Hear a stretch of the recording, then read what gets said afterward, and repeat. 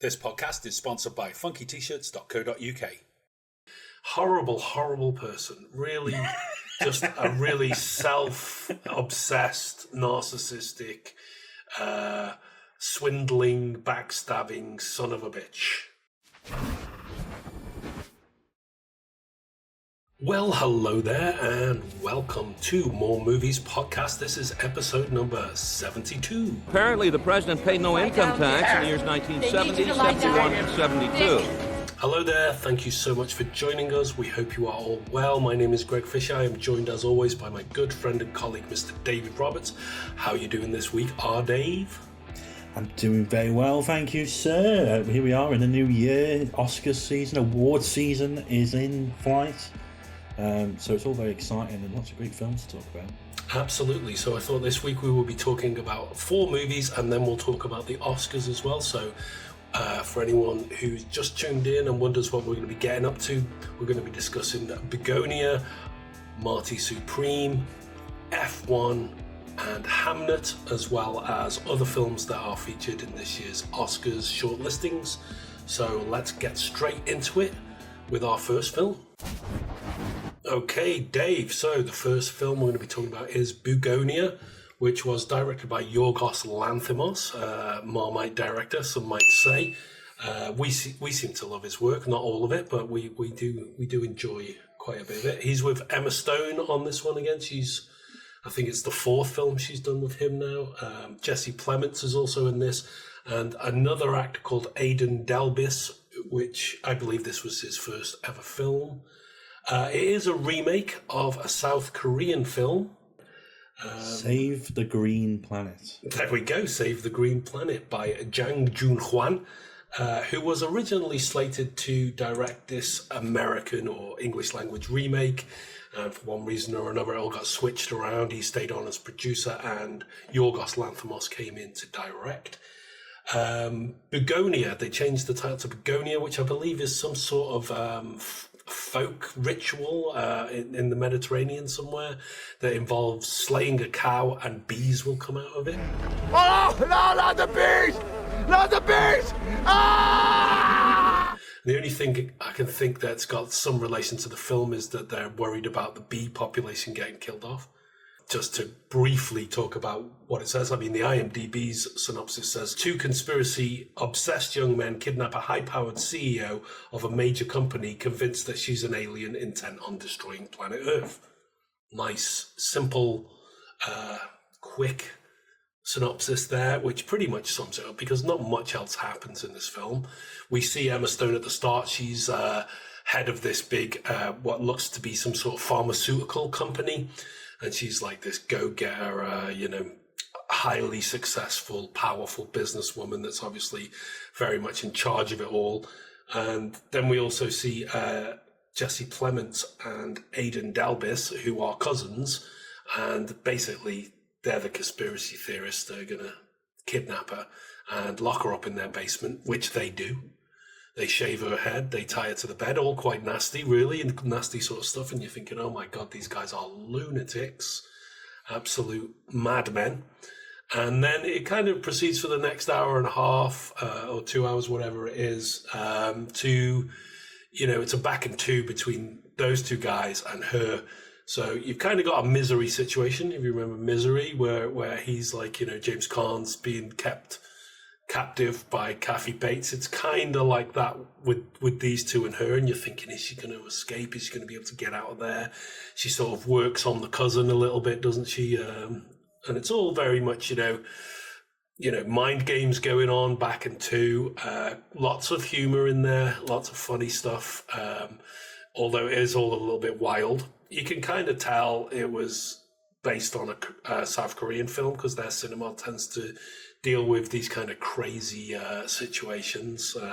Things like Old Boy, if you remember that, was kind of a crazy film. A guy locked in a hotel room for 15 years and then's released and he has to find out who did it to him. So, it's got similar themes like from other Korean cinema that I've seen. I really enjoyed it. I listened to a live stream the other week of some other YouTubers And a couple of them were saying they really just did not like Yorgos at all, did not like his films, and therefore hadn't seen this and wouldn't watch it. And as much as we have I remember when we were talking about Kinds of Kindness, we didn't really gel with that, being an anthology movie and all the other stuff we said about it. I'll put a link in the description to our conversation about that film if anyone is interested. But, for example, Poor Things, which I saw was absolutely fantastic film. The Favourite is also, I think, a brilliant film that he did. And for me, this one was a return to form.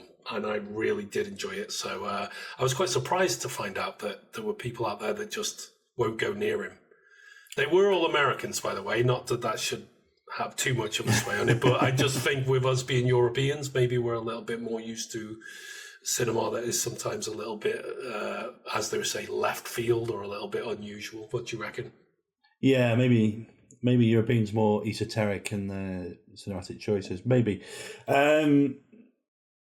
I have heard similar things. I think he is, as you may say, a Marmite directed. It's people either buy it or they don't. And I was talking to a friend who I watched this film with, and we were saying it's kind of a hard film for general people to recommend, because how do you recommend such a thing? Because it's really not straightforward and it's not particularly nice. Obviously, yes, it's very funny, lots of dark humour in there, but there's also lots of torture, lots of violence, and you don't really get you have to wait till the end to get the conclusion of the film. Mm-hmm. So anyone who gave up halfway through, it's not really working, So yeah, it's very interesting. Obviously, you mentioned Kinds of Kindness, which we both hated, basically. I found it very difficult a film to sit through. This is far more accessible, I think. Yeah, in that way. Very interesting film. It's a kind of a bottle movie. It's not an actual bottle movie, but you're not in many places. Your three actors are mainly all you deal with. There is other people, like the police officer and stuff like this, but they just pass through and stuff like this. So you're mainly dealing with them, and you're mainly dealing with them in just the house and the basement and the kitchen and stuff. So it's a very focused film, which is more my cup of tea. It focuses on the story. I think the criticism I could give it would be sometimes you get stuck in this repetitive loop, which is probably the point of it, because it's kind of what conspiracy theorists do. They kind of get stuck on the same points again and again and again. So I can probably understand why that choice is made, but you kind of sometimes go, you skip this bit. We've gone over this ground, but twice already. So maybe that's a little bit, but very enjoyable. Emma Stone is brilliant as always, and Jesse Plemons is brilliant as always. I think the biggest thing with this film is you basically you spend the film trying to work out where the truth is. Yeah, that's kind of the crux of it. And I think everyone I've spoken to has had a different journey watching it of at what point they thought what, and if they changed their mind, and when they changed their mind. Yeah. And I found that quite fascinating, because I don't think many films manage to pull that off, to really pull the rug from you or make you change your minds that kind of sharply. Yeah. And I think it does a really good job of towing the line all the way to, and I was convinced one way all the way through to the end. And I think that's probably the biggest compliment you could give the film. It was provocative. It's very of the moment. If you're talking about conspiracy theories and paranoia and things like this, it felt apt in this moment in time. We think of American politics at the moment and things like that. So it is saying something about the moment. Mm-hmm. But yeah, very enjoyable. Well, there we go then. That's Bugonia. I would definitely give it a thumbs up. I enjoyed it. I'd probably watch it again, actually, because it's one of those films that there's probably stuff you missed the first time around that you pick up on this, after the big reveal or whatever, you're going to be looking back and going, I missed that the first time. But yeah, recommend. Definitely a good Definitely movie. one check out. So the next movie we're going to be talking about is another Marmite movie, in my humble opinion, and this is F1, starring Brad Pitt, Damson Idris, Javier Bardem.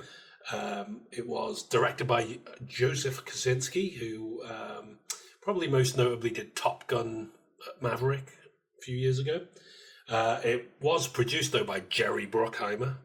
We kind of grew up on his movies in the 90s, things like The Rock, stuff like that. I used to work with his partner Don Simpson, who died, but Bruckheimer's still going.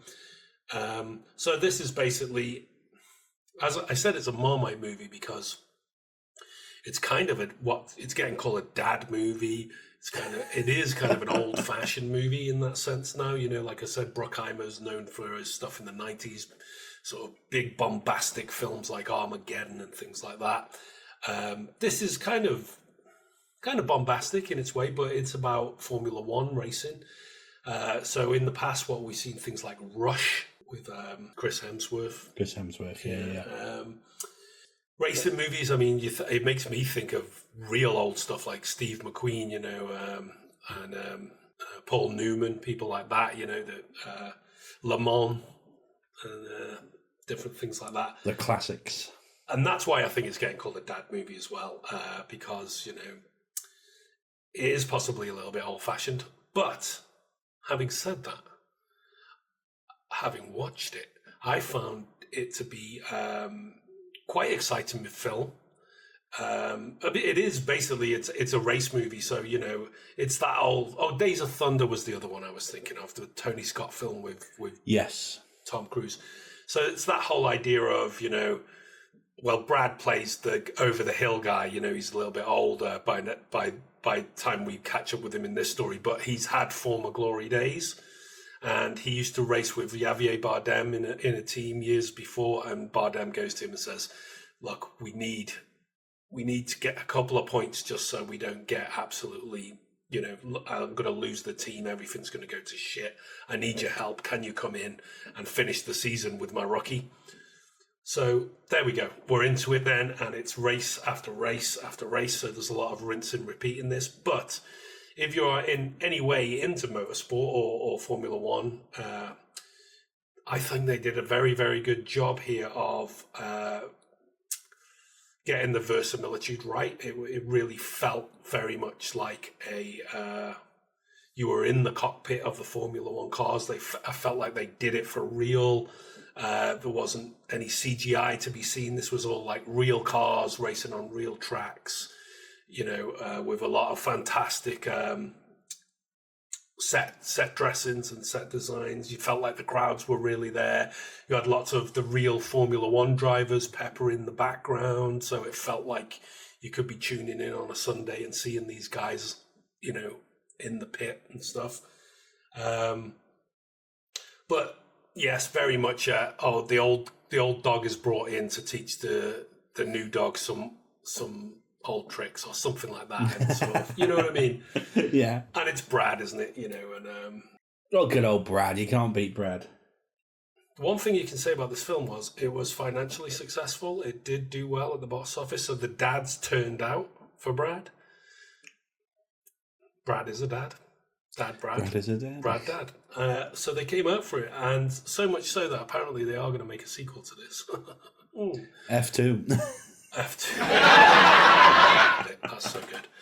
I think the big rumpus about it was it's also been shortlisted for best films. We're going to be covering them a bit later on in the podcast, talking about the Oscars. I think a lot of people, even myself actually, was surprised to see this shortlisted as best film material. I mean, it was fun. It was a great kind of, you know, action movie, a lot of speed, a lot of sort of, you know, that kind of Formula One action, but you wouldn't think it was up there with some, you know, like something like Hamnet, which we're going to be talking about in a minute, you know. What do you say? Yeah, where do you land on this one? Yeah, I think that was the biggest surprise. I mean, we came into this because we saw it was like, oh, it's been nominated for Best Picture. And that really, I think, took everyone by surprise. It was like, really? Mm. You know, and like a blockbuster action movie, you know? Mm. So that was quite surprising. But conversely, it made me watch it because I probably would have passed on it otherwise, because I'm not the biggest Formula One person or anything like that. So, not to say I don't like a good racing movie, but it's not my top thing. No.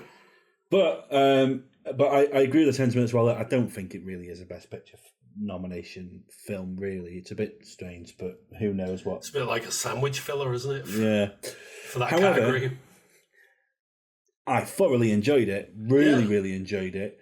I can see why it took loads of money. I mean, it's weird people giving it shit and saying, oh, it's a dad movie, it's old-fashioned and all these things. When, look, frankly, things like Fast and Furious come out every couple of years and are super successful at the box office with a wide-ranging age of audience. People like a good action film or racing film or something with that energy.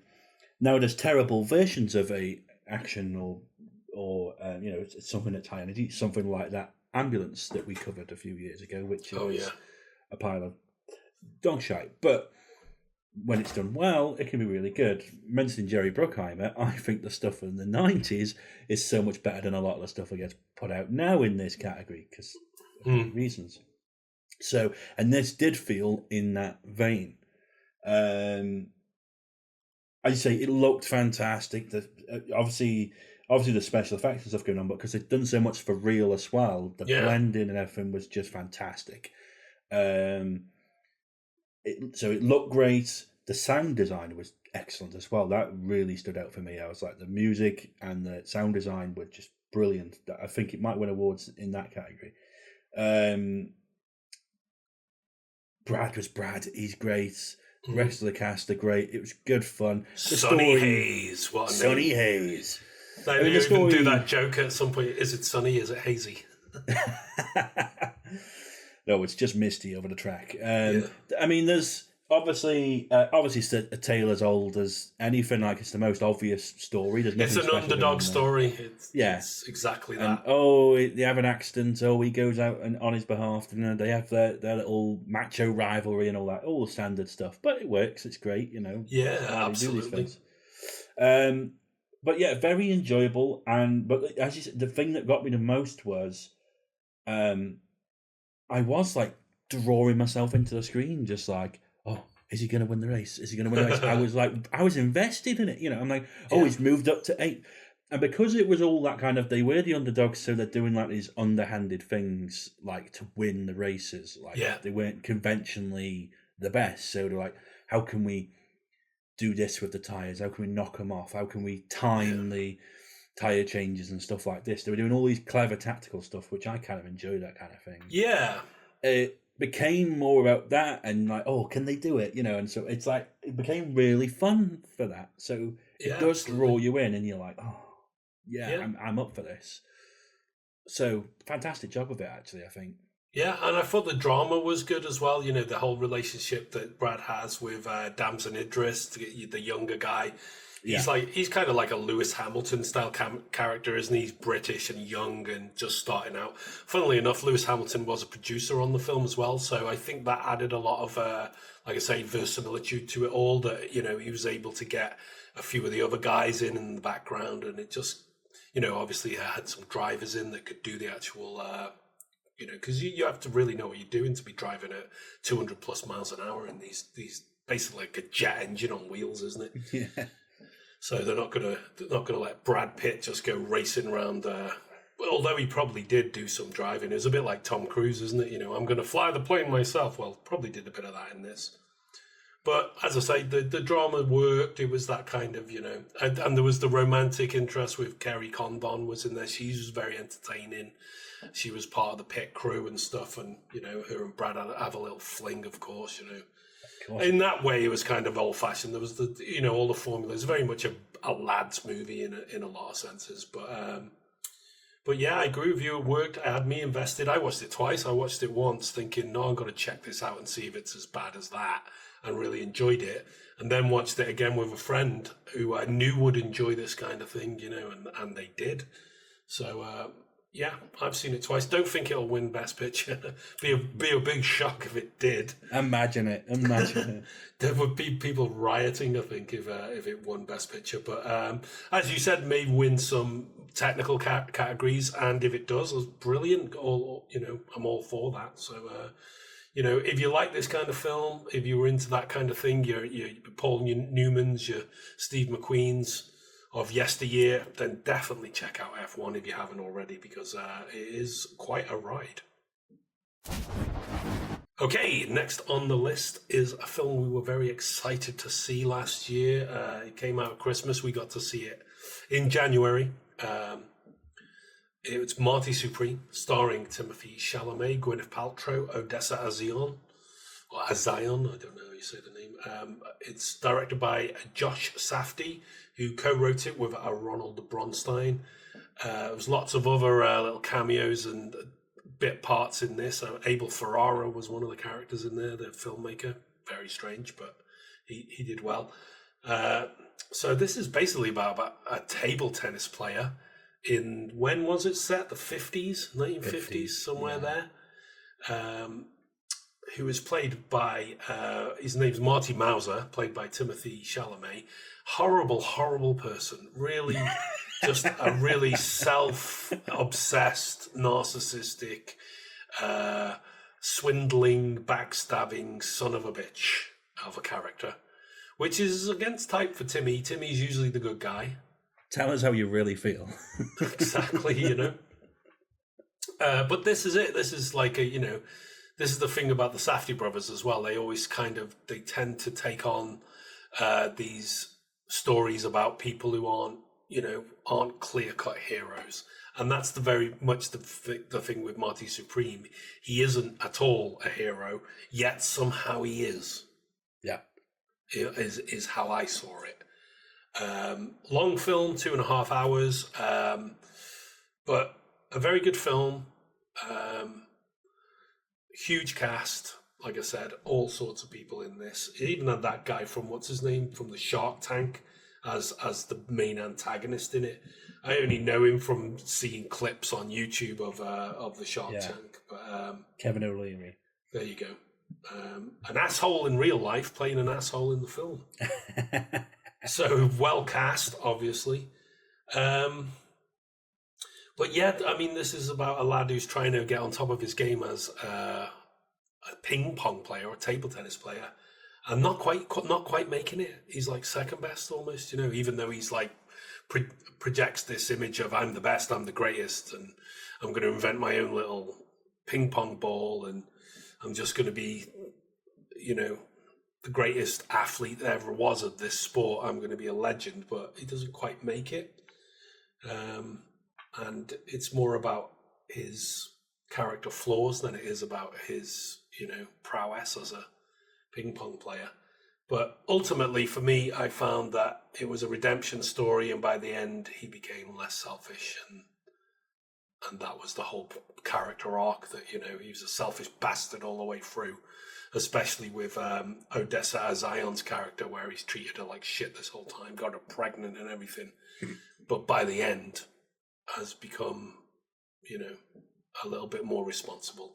That's what I got from it as a very basic story arc, but it's an entertaining journey to get there. Definitely. I mean, I think, definitely, as you mentioned this afterwards, it reminded me of Uncut Gems in terms of, we're in New York again a lot. It's the kind of first setting. And it's got that kind of energy and relentlessness about it. It doesn't stop. It doesn't give up. Every scene, it's like rushing into the next thing. And so much happens. Like, it doesn't really, it's not like a simple thread that it follows. Because it's like, oh, here's the next thing, here's the next thing. Which, he's a hustler.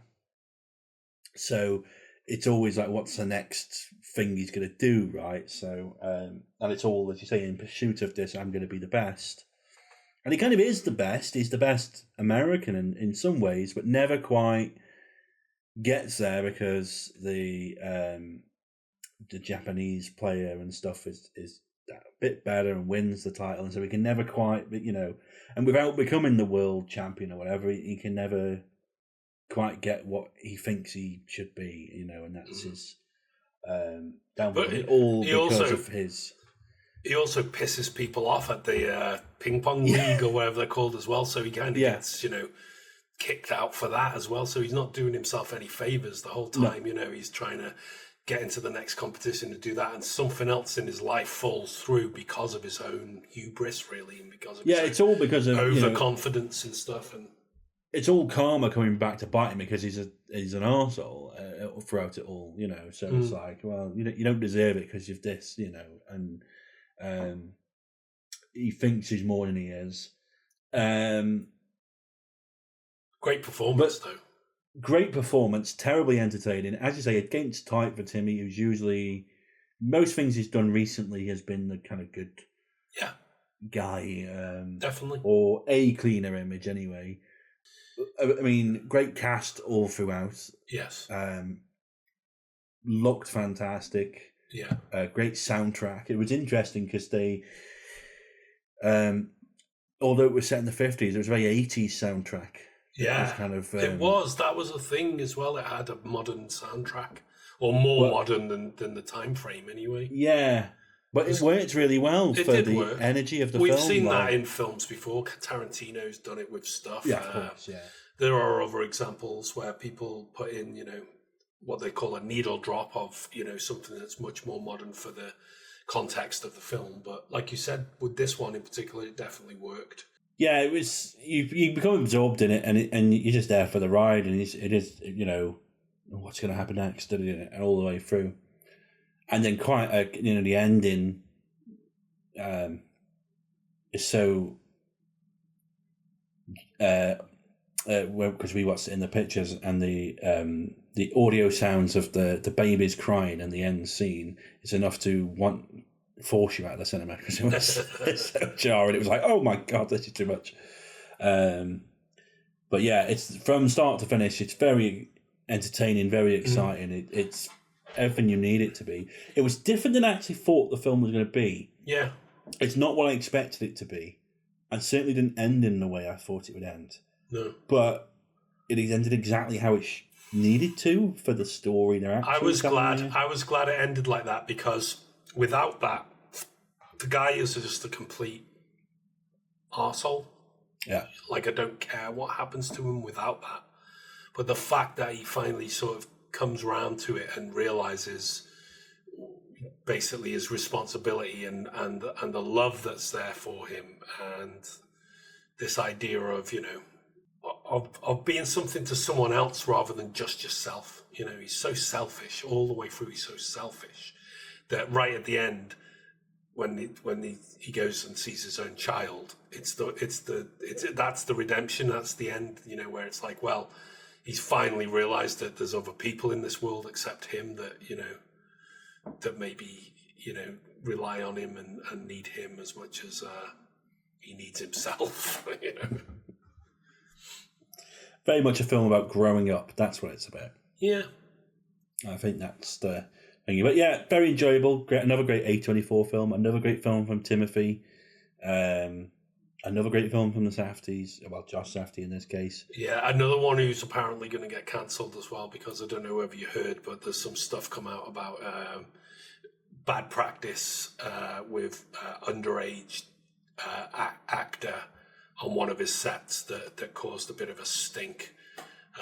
I haven't looked into it too much yet, but I know that there's definitely some quoter out there that's like, oh, this guy is. There's gonna be no one left. No, because we're also imperfect, like Marty Mauser. See. Yeah. I mean, I don't know. There might be something to it where you think, hey, that's just out of order, but I don't know yet. We'll see. If not, we've still got another Safdie brother. Well, that's it. So, if they do cancel Josh, we've still got Benny. Benny and the Jets. Yeah. Okay, and the last film on our list for this podcast is Hamnet, which was directed by Chloe Zhao. It stars Jessie Buckley and Paul Mescal. He plays Will Shakespeare. She plays his wife. So basically, this is like the Shakespeare family at home. We see them courting one another as youngsters and kind of fall in love. Then, obviously, quickly there's children on the way. So they have to get married, and then they have a couple of kids, 3 kids, an older daughter, and then 2 twins, a boy and a girl. And I don't think it's a spoiler to say that the young son dies. And basically it's about them dealing with this death of the young son. And Will obviously is away in London a lot, and they're left in like Stratford upon Avon. He leaves the family to sort of grow up there, but he's away a lot. As I say, lose the young son, so it puts a big pressure on the relationship between him and her. And it's basically, he writes Hamlet then as a sort of catharsis in a way, and then she goes to see it at the end. And that's it. That's what happens. That's the story. Obviously, this is a very, very emotional and quite sad film in a lot of ways, packed with fantastic performances.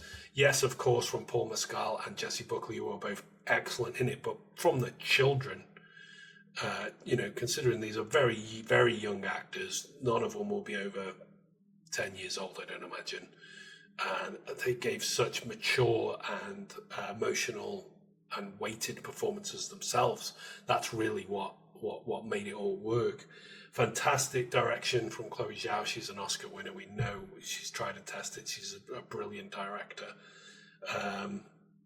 Something different here for her to do. Something very British, actually. It's a very British story in terms of its setting and its historical context, etc. I didn't know really what to expect from this. I had heard mixed things about it before I watched it. Some people saying it was fantastic and others saying they didn't enjoy it so much. Those people were wrong, because it is fantastic. I thought it was an amazing film. By the end, I was literally on the edge of tears. I was like, oh my God, that's so powerful. Without spoiling kind of what happens or going into it too much, but the emotional weight of it and the way that worked through by them going to see Hamlet at the end was something I didn't expect. And I what you were just saying about F1 being immersed in it, feeling like you were there. That's what I got from Hamnet at the end. I felt like part of it all, like I wasn't watching a film anymore. I was suddenly engulfed in all of this quite powerful stuff, really. It's about a grief and death and dealing with how we deal with these things, really, and how we employ different things like love and like art and stuff to get through them and to understand them in a better way, together as well as individually. Very powerful. Very powerful. It was interesting because I guess I heard it doing the rounds, and I was like, and then obviously it gets nominated, so I'm like, I've got to watch it. It's Best Picture nomination, so I like to try and watch them all. I didn't think it would be my cup of tea. I'm not a great lover of period films, particularly kind of that period kind of I'm stuff. not really either. No. I mean, especially Shakespeare films. Shakespeare in Love, and there's been quite a lot over the years, and I'm not my sort of thing either, really, usually. But this is brilliant. Yeah, I love Shakespeare. If it's like, if Hamlet's on, I'll watch Hamlet or something. But a more like a period film, as you say, about at the time, like not really my cup of tea usually. Kind of thing my mum would like. That's right. How I think of it. You know what I mean? Okay. And actually, I thought the first 15, 20 minutes of this, I was kind of like, it starts kind of very traditional. There's romance in the cottages, doing all this kind of stuff, and you're like, okay, whatever. But then it gets going. Then it gets into the whole kind of like family, even just like the family life stuff. And you're like, this is kind of interesting, And the kids are brilliant. And then it's all about them getting ill, and the whole worry thing starts to build, and so you really get dragged into this kind of like, because you know what's coming, but you kind of when's it coming? And then, when it happens, the emotion that comes across the screen from everyone, and as you say, the kids are fantastic in their performances of it. You're just like, oh my God, this is so devastating. Hard to watch at times. It is. And you're just like, every fibre of you upwards is just like, oh feeling my God. it. You're literally feeling it. That's when you know it's good, when you feel it inside you, and there's certain things in your own life that get, stir those juices up in you, and you think, oh my God. The last thing I saw Jessie Buckley in was Men. Okay. So, very different thing for her to do from that. Great, remember that one. And the last thing I saw Michele in was Gladiator 2. Oh, that was awful. That was dog shit. So, a million miles, just something far more. I haven't seen him in much else, even though I realise he's very well respected. But I can see from this why. Jessie Buckley, fantastic. Everything I've seen her in, really good. Wicked Little Letters, I think, was the last one I saw her in, which was brilliant. Really like her. Think she's great. In fact, for me, she was the MVP in this particular film.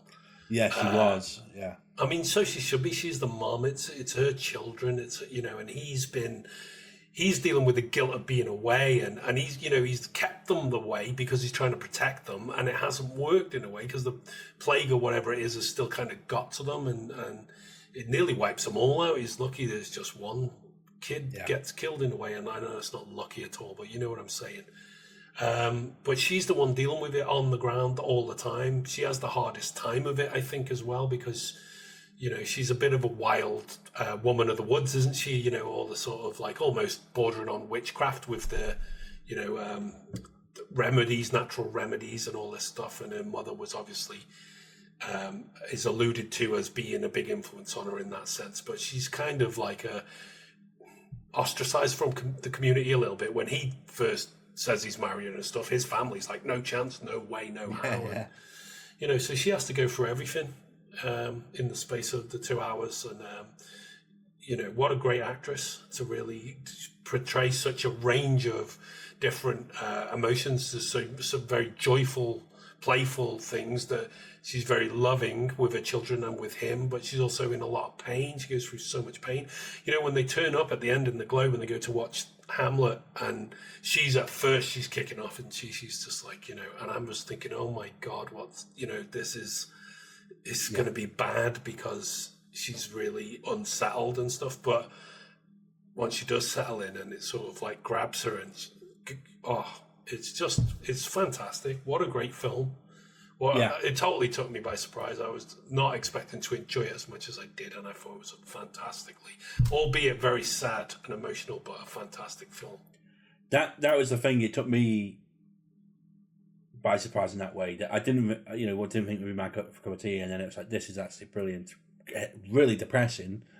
In a way, came away just feeling sad for a couple. Well, I felt a little bit lifted by the ending, though. There is that final moment of catharsis that I felt lifted it from being completely crushing.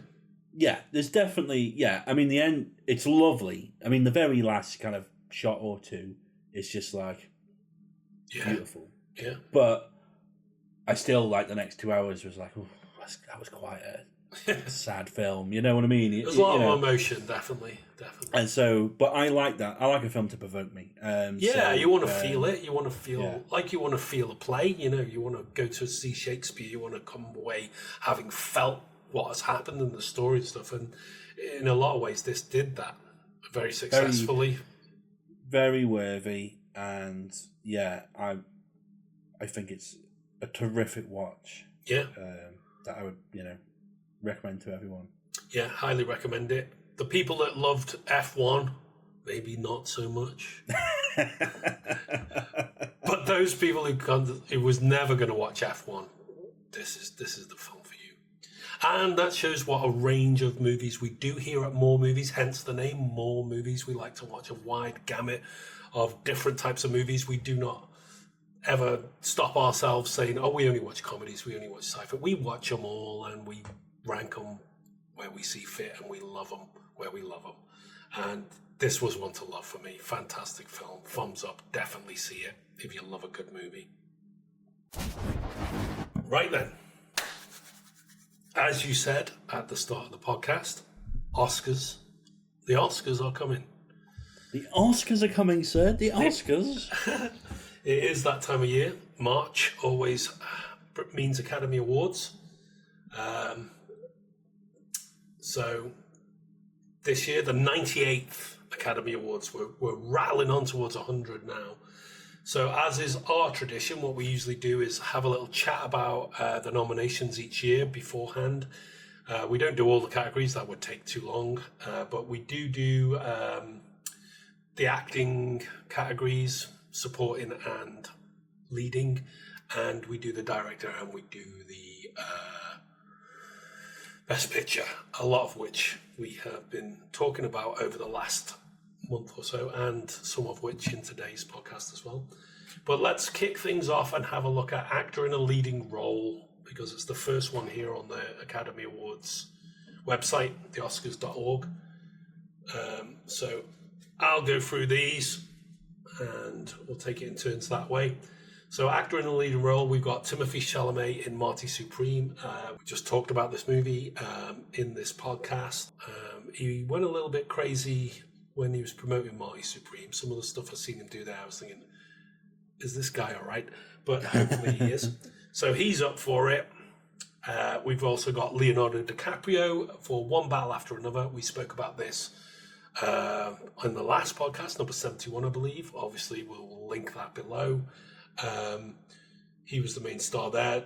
Leonardo, he won, of course, a few years ago, got his first Oscar, so he's already had one. So he's up for another year, but who knows if that's a best performance. So we've also got Ethan Hawke in Blue Moon. I haven't seen the film. From what I understand, he plays one half of a famous songwriting partnership. I've looked at it a little bit. Ethan Hawke, he's always a solid choice, great actor. I'm not sure if he's won an Oscar before. I don't think so. He's probably definitely been nominated. He's been going for long enough. He's a child actor, so he's been going a long time. Anyway, he's up for Blue Moon. I don't think he'll win. And then we've got Michael B. Jordan for Sinners, probably the favourite to win this one. Sinners, of course, nominated for 16 Academy Awards, which is more than any other single film has ever been nominated for, ever. So record-breaking in that sense. But it could walk away with nothing. I doubt it will, but it could. So you just never know which way it's going to go. But there we go. Michael B. Jordan, very much like Tom Hardy in Legend. He played two roles. He played the two twin brothers. Very different characters. Did an excellent job. Well worthy of being nominated as Best Actor. And the last one in this category, we got Wagner Moura in The Secret Agent. Did you finish watching that movie, by the way?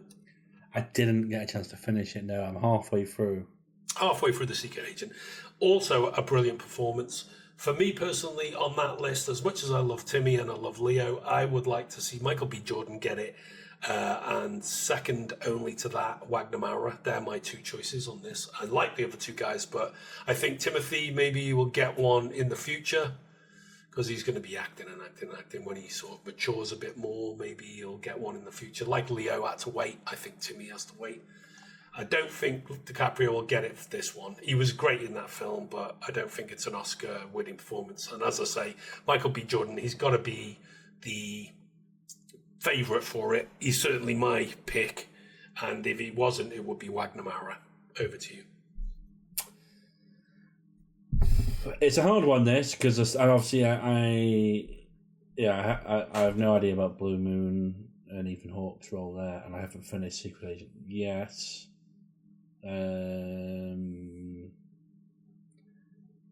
I mean, I'm still of the opinion Timmy's going to win it. Okay, we'll see. Whether it's right, I don't know. But yeah, I'm not. I like Michael B. Jordan, but I don't know if that's award-winning performance in my honest opinion. Well, just the fact that he played two. I know. Come on. I know. Come on. Strange, yeah, because Sinners, like I say, 16 nominations, and it's kind of a horror film. Kind of, yeah. I mean, it's vampires. I mean, people saying, "Oh, it's not strictly a horror film." It's like, well, what is then? Because it's got vampires in it. It's got people getting, their heads bit off. It's and stuff. I know it's got more Yeah. going on than just vampires, but it is, yeah. So, I mean, interested in that sense that it got so many nominations. It's got a lot of nominations, but as you say, it could end up with nothing. The Colour Purple was nominated for like 11 awards and won nothing. So it does happen. It does happen. All right, we'll see. I'm with Mikey on that one, Mr. Jordan. You're with Timmy. That's fine. Shall we move on to the next one? Yeah. Okay, let's go with actor in a supporting role because it's the next one on our list. Okay, then. So, best actor in a supporting role, we've got Benicio del Toro for his turn as Sensei Sergio in One Battle After Another. A few small beers. Small beers. We got Jacob Elordi for The Creature in Frankenstein, which we covered in the last podcast. Yep. Jacob Elordi. Very good. We've got Delroy Lindo for Sinners. Love it. We've got Sean Penn as Colonel Lockjaw from One Battle After Another. Well, we both enjoyed his performance. We did. Stellan Skarsgård for Sentimental Value, Gustav Borg. Stellan Skarsgård is always a great actor. I don't think I've ever seen him in anything where I thought he wasn't good. Maybe some of his sons, kind of like you're riding the coattails a little bit, but Stellan himself, he is the man. Even in things like Pirates of the Caribbean, he's just awesome. And yeah, he was great in it, but I don't think he's going to win. For me, it's Delroy. It's Delroy Lindo all the way. Give it to Delroy.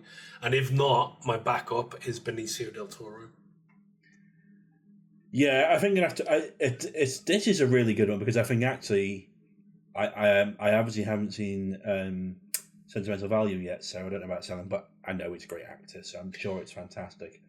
It is, but I don't think it's Oscar winning. No, but like the other four were actually all four performances I thoroughly enjoyed. Actually, Jacob Elordi was great in Frankenstein. Really great, but they were all fantastic in their own different ways. So it is actually quite a kind of contested category, I think. Mm-hmm. But I agree, it's Delroy, I think. Yeah, Delroy Lindo was so good. He's another one. I've never seen him in anything where he wasn't great. Going back to Get Shorty or Clockers or whatever it is, he's a fantastic actor. And I'm so glad to see him nominated in this category. So him or Benicio, I've got my seal of approval. I hope either of those I'll be happy, but especially Delroy. Okay then, let's go on to the women. It's actress in a leading role. We've got Jessie Buckley in Hamnet. We were just talking about this film. Absolutely strong performance from Jessie. Unbelievably strong performance. Really, really, really powerful stuff. Definitely worthy of being nominated for Best Actress in a Leading Role. We also have Rose Byrne, If I Had Legs, I'd Kick You. I haven't seen this film yet. I've watched the trailer. It looks like a very, very interesting film. And it does look like a powerhouse performance from Rose Byrne there. So just on the strength of the trailer, I'm not surprised she was nominated in this one. Again, though, have to see it. Haven't watched it yet. Then we've got Kate Hudson in Song Sung Blue. This is the Neil Diamond biopic with Hugh Jackman. She obviously plays the opposite role to Hugh in that. Haven't seen it, so can't really comment on that one, to be honest. Then we've got Renata Reinsve for Sentimental Value. As I said, I just watched this last night. She's, again, excellent in it. I seen the other film she did with Joachim Trier where she, The Worst Person in the World, and I think that did very well as well and was an acclaimed performance. She's very good in this one as well, Sentimental Value. You may remember her from we watched her in A Different Man. She's obviously a very, very talented and great actress, so I can see that, it's worthy. She's definitely worthy of being nominated in the shortlistings here. And then the last on the actress in a leading role is Emma Stone for Bugonia, which we were just talking about on this podcast. An incredible performance, not only because she shaved her hair, but because she's just amazing. Again, Emma Stone, I don't think I've ever seen her in anything I didn't like her in. She's just a legend. It's Emma Stone, for God's sake. She's just one of the greats, one of the modern greats. Not sure if this is her best ever performance, but she has won a few times, so maybe give it to someone else. I'm going with Jessie Buckley on this one. What do you say about this lot?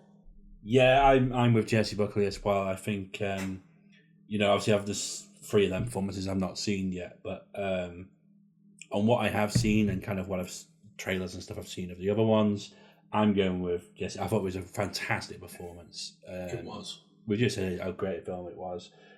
Also won the BAFTA, Jessie, for this one, so I think it's likely that direction. Good. I hope so. I love Emma Stone. I do. I really love her. But so do I. She's had Oscars before, so give it to Jessie. Spread out the love. She'd probably agree with us on that one. Okay, actress in a supporting role.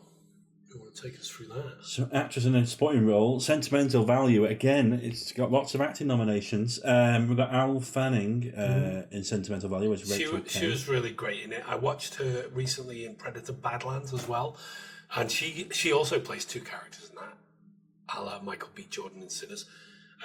That was really great, by the way. I love Predator Badlands. Thought it was a fantastic addition to the Predator canon.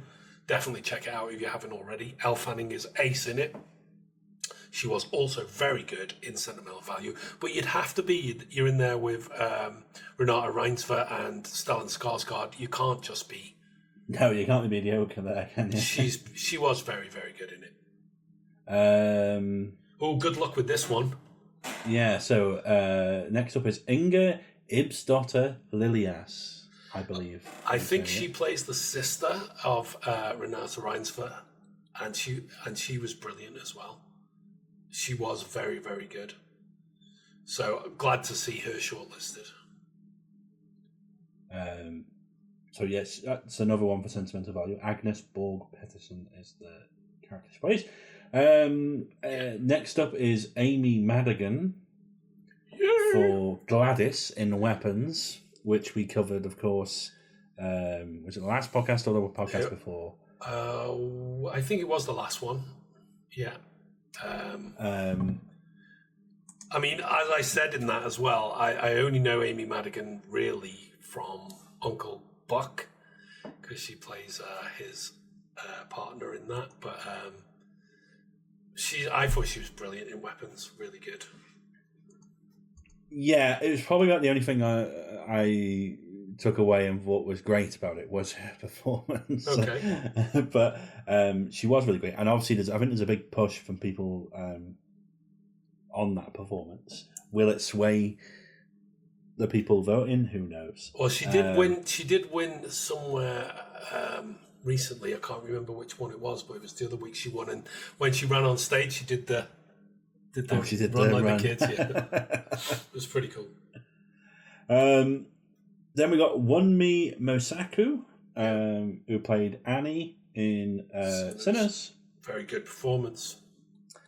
And then we got Tiana Taylor for Perfidia Beverly Hills in One Battle After Another. Another amazing performance. I was a bit sad though that what's her name from One Battle After Another? Chase Infinity didn't get. Yeah, it is sad. I think she should have possibly been shortlisted in the lead actor category, but hopefully she's just at the start of a very, very bright and long career, because she was excellent in that. As we said when we talked about it, again, if you wanted to check that out, we've put a link below. So, all right, out of what you've seen here, who are you going with? Because 2 of them are for Sentimental Value. You haven't seen that yet. Yeah. But you have seen the other 3. I think I'll just go with. Do you know what? Let's shake it up. I'm going to go Amy Madigan for Weapons. Woohoo! A film you didn't enjoy that much, but a performance you did okay. Well, in that case, I'll go with Wunmi Mosaku for Sinners. That's my choice. Who won the BAFTA, so I would love to see an her indicator. get this. Yeah, another win for Sinners. We'll see. So there we go. That's all the acting categories we want to cover. Let's move on to Best Director, or Directing as the category is known. So the shortlists are Hamnet. We got Chloe Zhao for Hamnet, which we just talked about. Fantastic director. She won the other year for Nomadland with Frances McDormand, a film that we really enjoyed. Again, I think we did a review for that, so I'll link that below as well. That's what really put her on the scene, because she won in that category that year. So it'd be a second one for her if she wins. Very much worthy of it, because it's such a well-directed film, really well put together. We've also got Josh Safdie, who we were just talking about, for Marty Supreme. Obviously knows what he's doing. He's a great director for such a young lad. He's so steeped in film and the history of film, he could not be. He's almost the person to take on that mantle of great American filmmaker in the tradition of Scorsese and all these sort of people. So not surprised to see him shortlisted. We also have the main man, Paul Thomas Anderson, for One Battle After Another. Not a surprise to see him in the shortlistings here, although he has been absent in other ones that we've seen. But there he is for that one. And then we got Joachim Trier for Sentimental Value. Again, very, very well made film. Not surprised to see him shortlisted. And then, of course, Ryan Coogler for Sinners, probably a favourite as well. That's a hell of a shortlist. I think a favourite for me would have to be Paul Thomas Anderson for One Battle After Another, just because I personally like that film so much that I would like to see him win it. But I think Ryan Coogler is going to win. Yeah, it's an interesting one, this, because we really do have 5 great directors. I've not seen Sentimental Value, so I can't really judge that, but I don't think it's going to be up there. Chloe Zhao's already won, and obviously Paul Thomas Anderson's won plenty. So I'd kind of like to see it go to either Safdie or Coogler for someone new to get an award. But yeah, like I said, Paul Thomas Anderson would be my personal choice, but I think Ryan Coogler will win. And if he does, I'll be happy with that. So that takes us on to Best Picture, Dave. Now, there's many more in this category. Yes, so Best Picture, 10 nominations, the 10 best for the year. What have we got? We've got Bugonia, which we've just spoken about. Yeah. We've got F1, which we covered earlier. We've got Frankenstein, which we covered in the last podcast. Yeah, that was the number Guillermo del Toro. We've got Hamnet, which we spoke about. We have got Marty Supreme, of course. We've got One Battle After Another, which we spoke about on the previous podcast. Yeah. We've got The Secret Agents, which is one I've not watched yet, but you have. Sentimental Value is up next, which again we spoke about briefly earlier that you watched it. Sinners, which we covered on the previous. That was on 2 podcasts back. 2 podcasts ago, yeah. On number 70, yeah. And of course, the last one is Train Dreams, which we've not spoken about yet. We've both seen this. Very good film. Thoroughly enjoyed it. I thought it was a beautiful snapshot of life. More than anything, I wonder, is it nominated for cinematography or something? Have a lot. I mean, it's one of those films as well that, like with Hamnet, it's kind of sad. There's quite a lot of sadness in it. Yes. And emotion, but all the more beautiful for it. It is up for cinematography, so I definitely think it should win that, I tell you. Because I thought it looked stunning. It did. It had some powerful things to say as well about racism and stuff, where you've got the Chinese people building the railroads and some of the stuff that happened there. It was, it was quite shocking, some of it, but really good.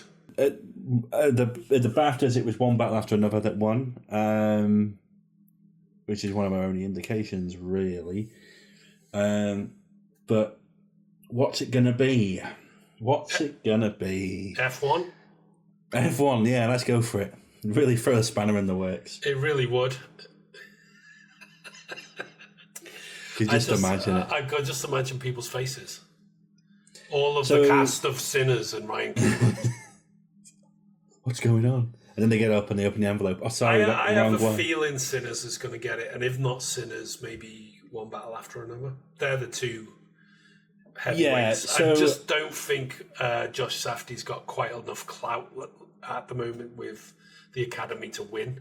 Even though, if he did, it'd be worthy, but I think it's between One Battle and Sinners, and I think Sinners might get it. So I certainly don't think... Right, so I don't think it's Bugonia, and I don't think it's F1, and I don't think it's Frankenstein.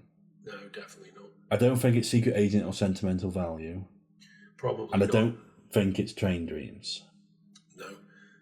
I don't think Marty... Yeah, I think I agree. Marty Supreme's not going to get there. No. Quite. So a dog horse in the category could be Hamnet. It could be. I think that is like, if there's a dark horse in there, it's that. Yeah.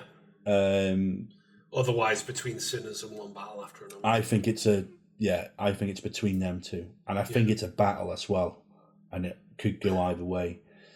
Ironically. Yeah. I'll say if Thomas Anderson wins directing, then Sinners wins picture. Okay.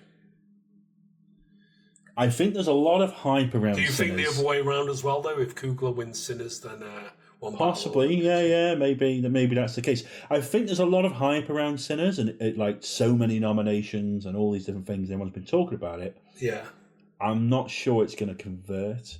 Or if it does convert, I'm not sure it's as deserved as everyone's making it out to be. It's a very good film, but not, go and win 10 awards kind of thing. I think it's a bit silly. Yeah. Okay. Because there was so much other great stuff as well. Yeah. That I don't generally like films running away with everything either. No, it gets a bit boring when it's the same film just winning everything. The only time it was entertaining was when Lord of the Rings did it, and I think every other time where it's happened, it's been a bit like, oh, really? So what are you going for? What's your pick for Best Picture? I'm going to go Sinners.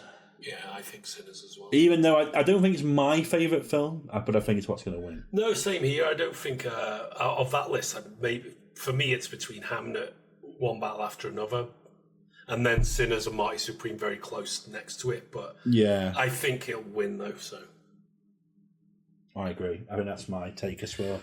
What do you think? Watching or listening at home, what are your picks? Let us know in the comments. Let's get them in before the big show, and then we can all see how accurate or far off the mark we were after the fact. It's always a fun one. But yeah, let us know. But that's the Oscars this year. I'm looking forward to it. I always try and stay up and watch it. Clear the schedule on the next Monday morning, and go for it. So we will probably be live on the line.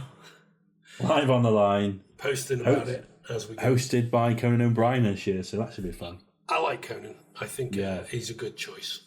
Do you know, I seen a trailer for a film, I think it's that Rose Byrne one that we were talking about. What's it called again? I Could Kick You. If I had legs, I'd kick you. Yeah, he plays her therapist in it. Oh, right. Yeah. When I watched the trailer, I was like, that's Conan. That's crazy. Very different. Yeah. Didn't get a shortlisting, of course, for of course. Maybe another day, another time. But yeah, that'll be coming up. So towards the end of the month, I believe it'll be on Sunday. Oh no, it's week after next, Sunday, March 15th. So this will go out not long before it, really. We're recording now. Today's the 4th. Probably get this out within a week. So not long before the big show.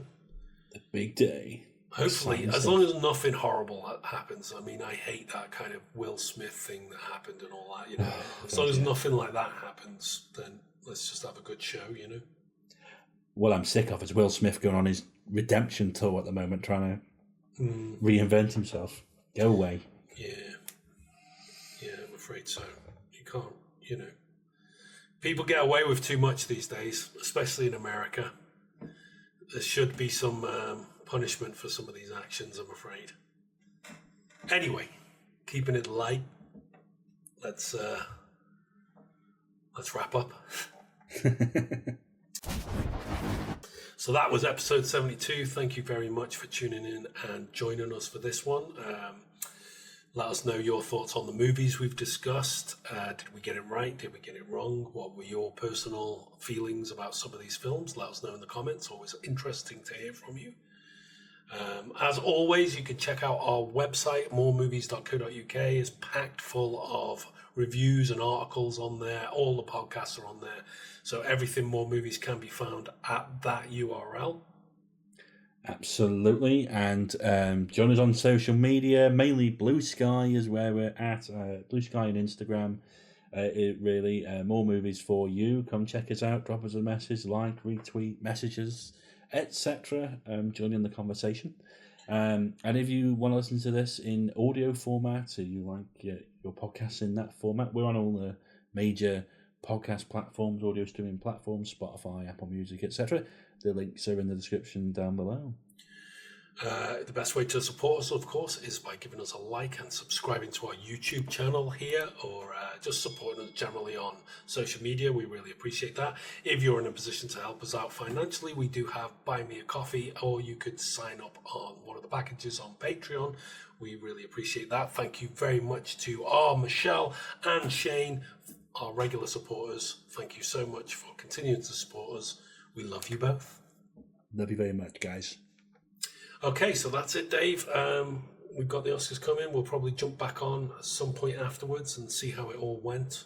That's it. And react to the unfolding. Give you a chance to watch the rest of some of these films you've started and haven't seen all of yet. Absolutely. Anything else you can think of that's coming in the pipes to look forward to this year? I think that the next thing I'm actually excited for, as the trailer dropped this week, just before we recorded this, is Scary Movie 6. Oh, it does look funny. Oh my God, it does look funny. And I get so much more excited about those films than the new Scream films. Because there's just been another new Scream film come out, but I'm not really interested in that. And I've not heard good things about it either. So give that a wide berth, go and watch Scary Movie, and it's much more fun instead. Absolutely. Yep, there we go then. Oh, and the other one, the Sam Raimi one, I'm really excited to see with Rachel McAdams as Send Help. Oh, yes. Oh, that looks very good. Yeah. I'm very much looking forward to seeing that. Maybe we'll do something about that when the time comes. But there we go. Thanks again for joining us. As always, what we say is keep watching more movies, take care of yourself, and we'll see you on the next one. Bye. That's it for this video. Let us know your thoughts in the comments down below. And remember to like, share and subscribe right here on YouTube. For more film reviews and articles, check out our website, moremovies.co.uk. And join us on social media at More Movies For You. That's on Facebook, Twitter, Instagram, TikTok, all across the board. You know the score. If you enjoy what we do, please consider supporting us at buymeacoffee.com or join us on one of our packages on Patreon. The links are in the description down below. And for more filmtastic content, click one of the buttons on screen now.